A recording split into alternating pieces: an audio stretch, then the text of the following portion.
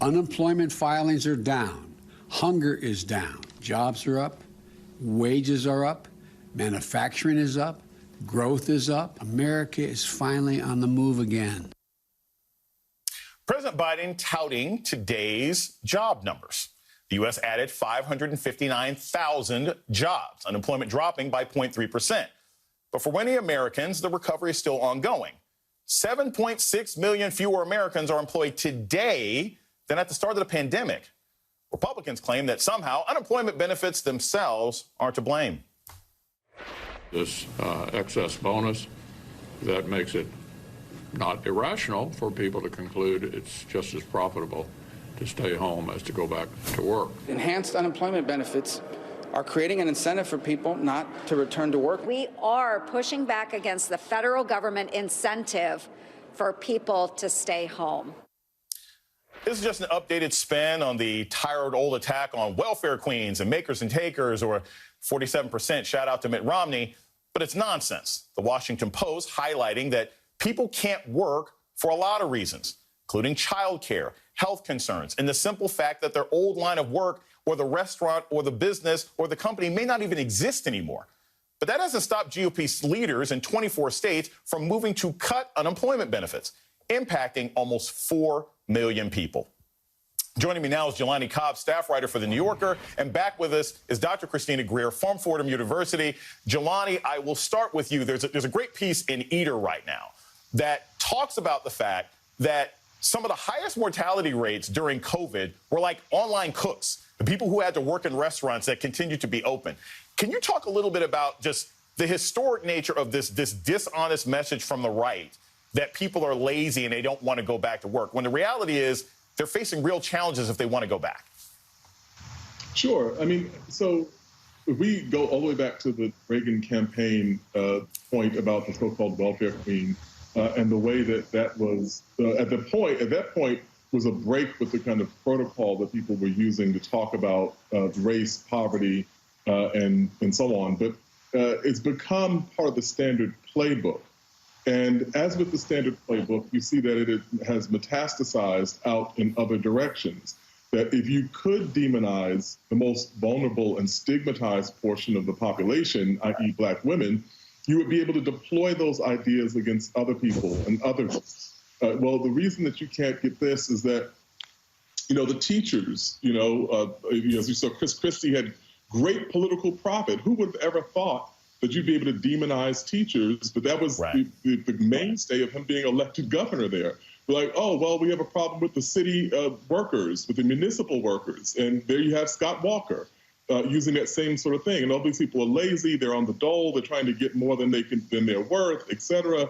And we've now seen it become a general part of the conversation, which, by the way, I should also add that this was deployed during the Great Recession in the midst of the subprime housing crisis, where unemployment was staggering. And there was also the Republican talking point at that point, saying that the government was too generous and that people were lazy, and that was why people had unemployment remained where it was.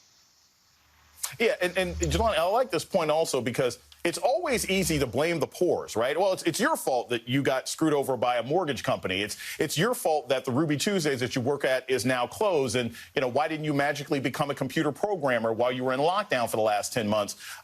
Dr. Greer, so there's a new poll out that talks about a lot of Americans are still actually experiencing financial hardship. They're still didn't have enough to eat in the last couple of days. They renters are sort of behind on rent. Can you talk a little bit about what we're going to still need from the federal government for people to get out of the hole that they're in because of this pandemic? Because, look, a lot of stuff is opening up right now, but there are still people who have incurred debt and are still living paycheck to paycheck, and they can't necessarily find work where they're living.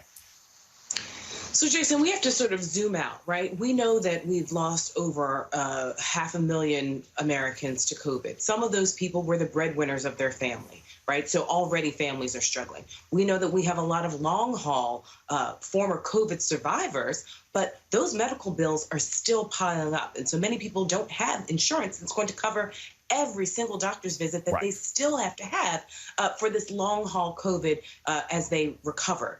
We know that there's so many people who have been so behind on their rent. There is no way that they will ever be able to pay back all of the months that they missed. These are people who desperately wanted to go to work, but they couldn't because it wasn't safe. We also haven't talked about the fact that many Republicans have gotten PPP money, right? These are businesses that have gotten money from the federal government. They got their welfare. So what about regular folks who work in these restaurants or these frontline workers who need extra support? And so you have someone like Mitch McConnell, whose wife has made a copious amount of money, she and her father, over the past few years. We look at all these Republicans who keep making money whilst they're public servants, and we don't ever ask them, hey, how about you try and make it on $1,000 a month?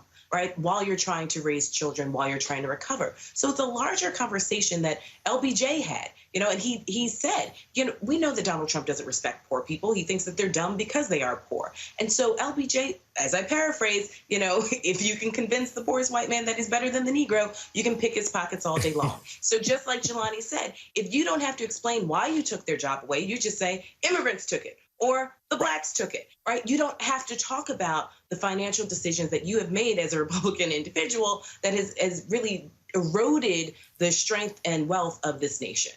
And if you really want to get them, you can say that a black immigrant did it, and then they can be angry and racist twice.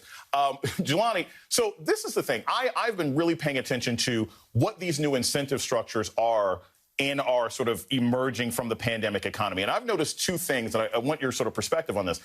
In Colorado, the state government is saying, hey, look, if you take a new job and you keep it for a couple of weeks, they'll give you like a $1,600 bonus, which, hey, if you're making minimum wage, $1,600 would be nice if you can get a job and then keep it for 6 weeks.